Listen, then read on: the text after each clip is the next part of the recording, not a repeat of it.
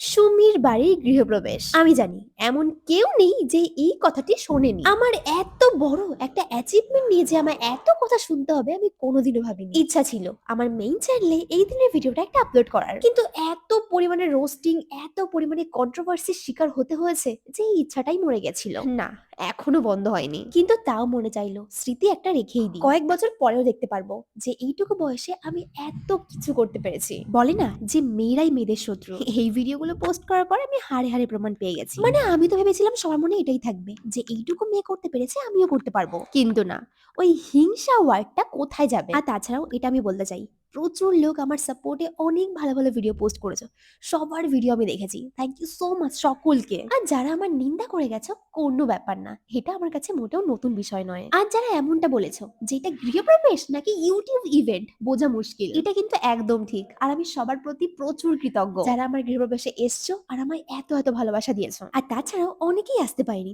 তাদের প্রতি আমার কোনো অভিযোগ নেই। আচ্ছা, তোমরা কি চাও যে আমার বাড়ি বানানোর পুরো এক্সপিরিয়েন্স নিয়ে আমি একটা লং ভিডিও ইউটিউবে পোস্ট করি? তাহলে কিন্তু আমায় অবশ্যই জানাও। দেখো, সবশেষে আমি একটা কথাই বলতে চাই যে আমার ঠিকঠাক করে ইনকাম করারও বয়স হয়নি। এই বয়সে দাঁড়িয়ে আমি মা বাবার জন্য এত বড় একটা গিফট করতে পেরেছি, আর এটা আমার কাছে অনেক বড় প্রাউড মোমেন্ট। কেউ আমাকে অ্যাপ্রিশিয়েট করুক আর না করুক, আমি নিজে নিজেকে অ্যাপ্রিশিয়েট করি। প্লাস আমার ফ্যামিলি মেম্বার্স আমাকে নিয়ে প্রচুর গর্ববোধ করে। এন্ড যারা মেয়েরা এই ভিডিওগুলো দেখছো তাদেরকে আমি বলতে চাই, সোশ্যাল মিডিয়া অনেক বড় একটা প্ল্যাটফর্ম হতে পারে, সৎ পথে কাজ করো, সফলতা পাবেই।